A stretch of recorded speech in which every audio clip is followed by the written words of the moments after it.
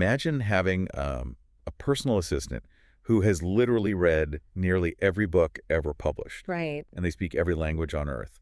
And they're willing to work for you 24 hours a day, 7 days a week, totally for free.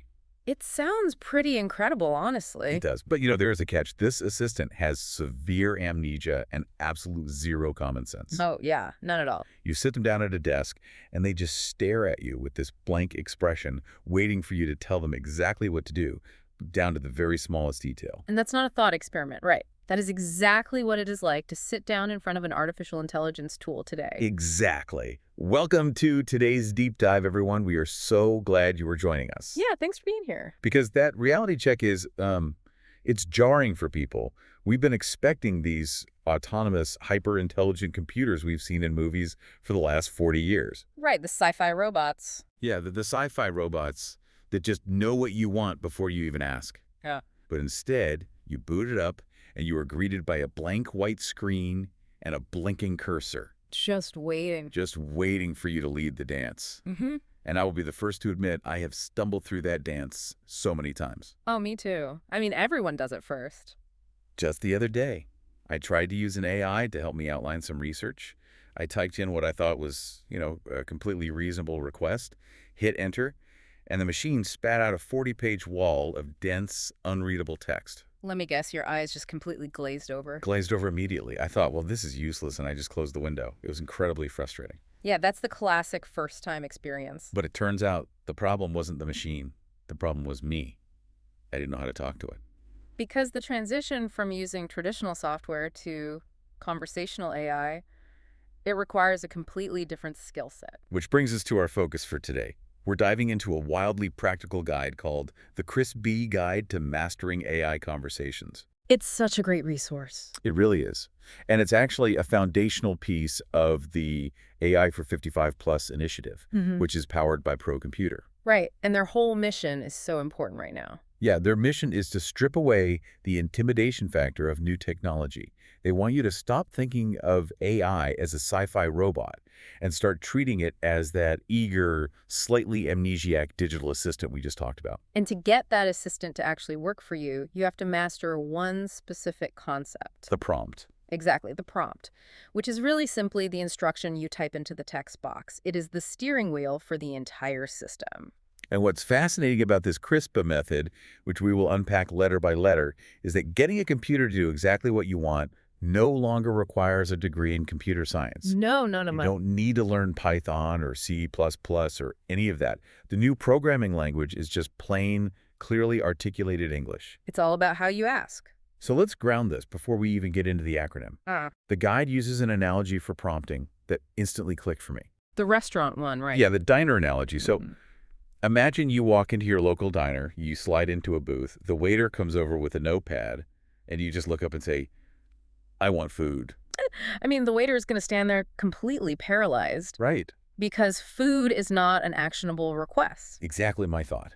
You are forcing that waiter to play a massive, high-stakes guessing game. They have to guess your budget, for one. Yes, and they have to guess if you are a vegetarian or if you are in the mood for breakfast or a heavy steak dinner. Right, so if you just ask for food, they might bring you a slice of cherry pie when you actually wanted a grilled chicken salad. And when the pie arrives, you can't really be mad at the diner. No, you placed a terrible order. You really did.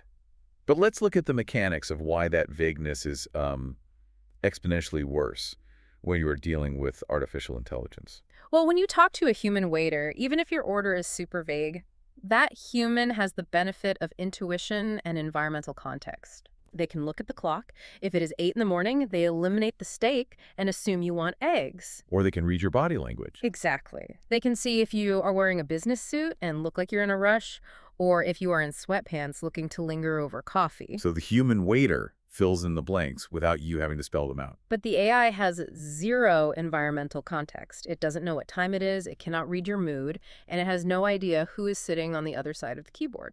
It's just a blank slate. Completely blank. A large language model, which is, the underlying technology of these AI chatbots, is fundamentally just a predictive text engine. Like a superpowered version of the autocomplete on your phone. Exactly. It is constantly trying to guess the most statistically likely next word based on what you typed, So if your prompt is vague, its predictions will be broad, generic, and usually unhelpful. It's just throwing spaghetti at the wall.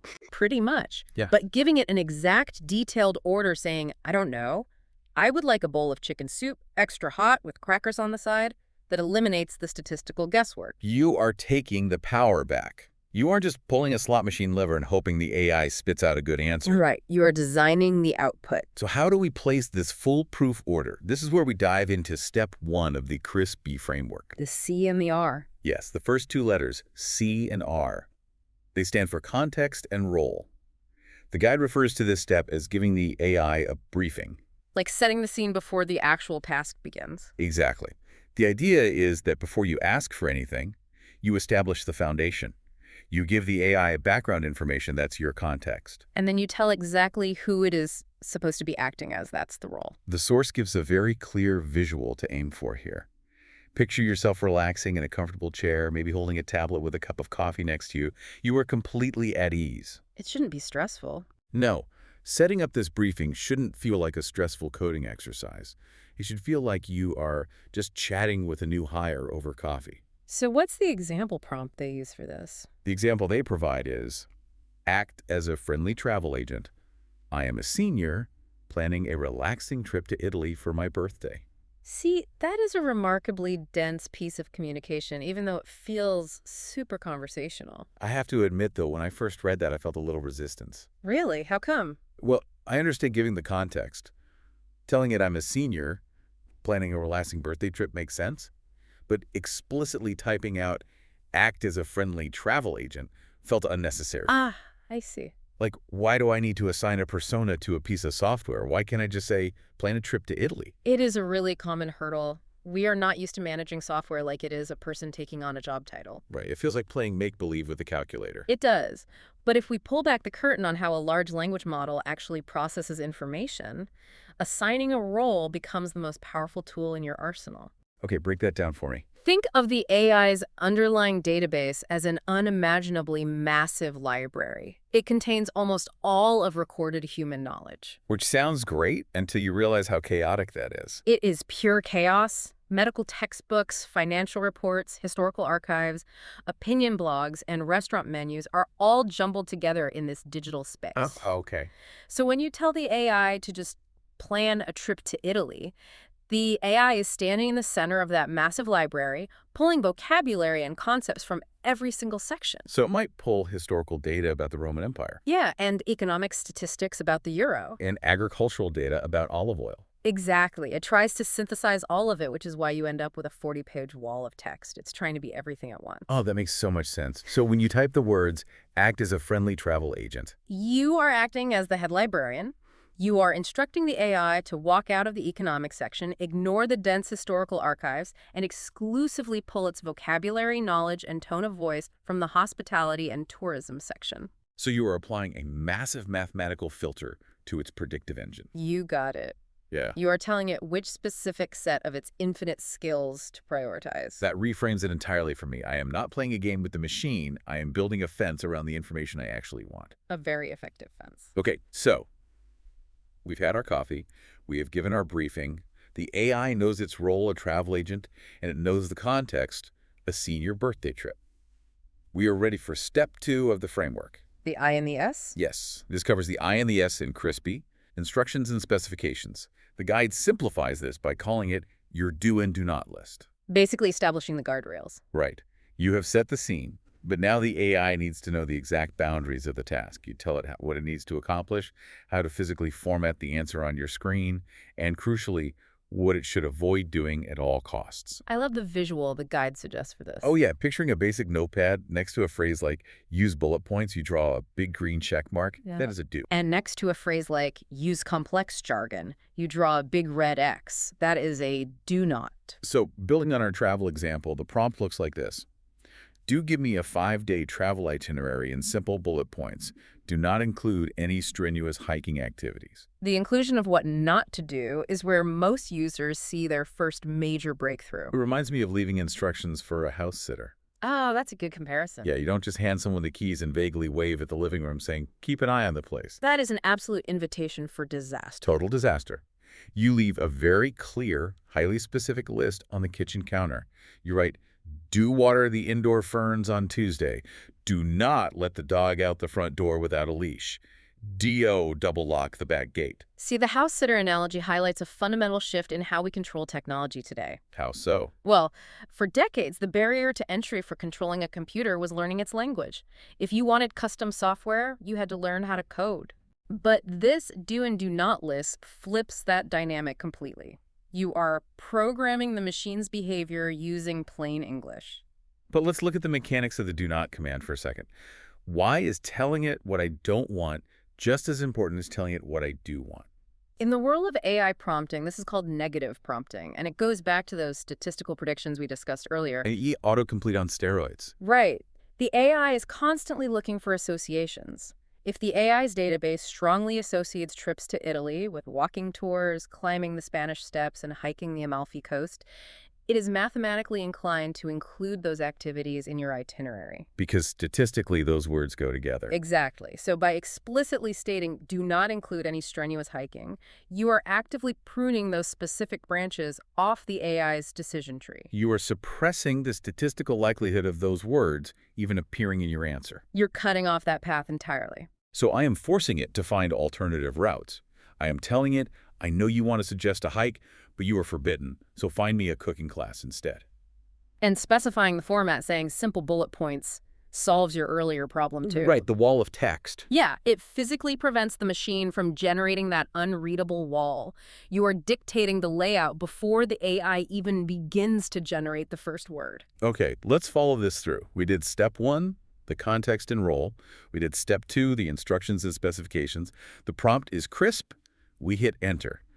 And the digital travel agent generates our Italy itinerary. Sounds perfect so far. But what happens if it is still a little off? Let's say it follows all the rules, it gives us bullet points.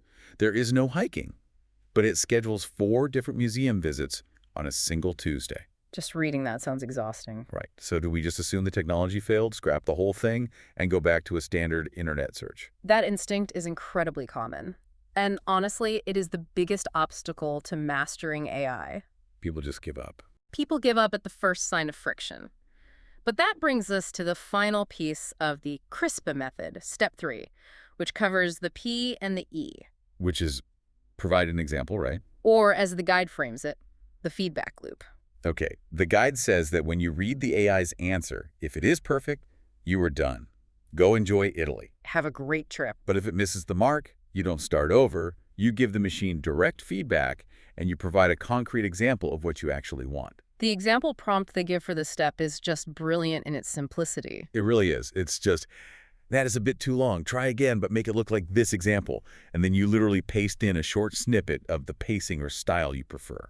The mental image they want you to hold on to here is a digital assistant happily giving you a thumbs up. Yeah, it does not have an ego. None at all. It is genuinely ready to take the critique and instantly try again. But this step requires a massive psychological shift for the user, doesn't it? Oh, huge. We have to unlearn 25 years of internet habits.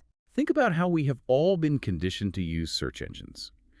We treat a search engine like an oracle. Right. You approach the mountain. You type in a few keywords, hit enter, and you are presented with a static list of 10 blue links. If none of those links answer your question, your immediate thought is, I must have searched for the wrong thing. You blame yourself. You do. You erase your keywords, and you try a completely new search from scratch. It is a very passive, one-way relationship. You are adapting your behavior to suit the search engine. But conversational AI reverses that relationship completely. Because you do not have to start over if the first answer isn't perfect. Exactly. Because you are no longer a passive searcher, you are an active director. I love that. Think about a film director. If they ask an actor to deliver a line, and the actor is a bit too loud, the director doesn't fire the actor and scrap the entire movie. Right, they just say, cut, that was good, but let's try it again. This time, give me a little more subtlety. So you mold the output in real time, you just talk back to the screen, drop the museums, add a wine tasting, and make the whole thing shorter. And the best part is, the machine remembers everything you established in step 1 and step 2. So it keeps a travel agent persona. Yep. It remembers you are a senior. It remembers no hiking. It just takes your new feedback, adjustments, and examples and regenerates the response. This iterative process, this back and forth conversation, that really is where the real value of the technology is unlocked. It absolutely is. I love the idea of stepping into the director's chair, but we need to address a very real hesitation that stops people from even getting into that chair in the first place. The fear factor. Yes. The final section of the source material addresses a psychological barrier that I think is incredibly prevalent, especially for folks who didn't grow up with a smartphone in their hand. There is a lingering, deep-seated fear of pressing the wrong button and somehow breaking the technology. It is a completely rational fear, though, based on the history of computing. Oh, entirely.